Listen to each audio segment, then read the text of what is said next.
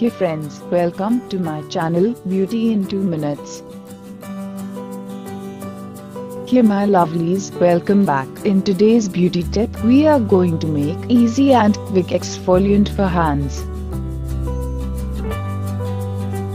Take 2 tablespoons of sugar. Enjoy and please give a big thumbs up and subscribe.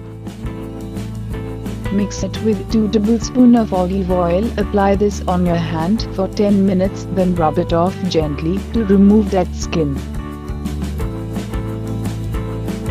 You will be amazed to see how quickly this easy tip make your hands soft and beautiful. Comment down below. We love to listen from you. Take care, my darlings. Thank you so much for watching.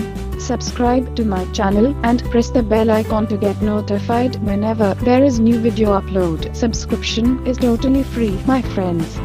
If you enjoyed, don't forget to give this video a thumbs up.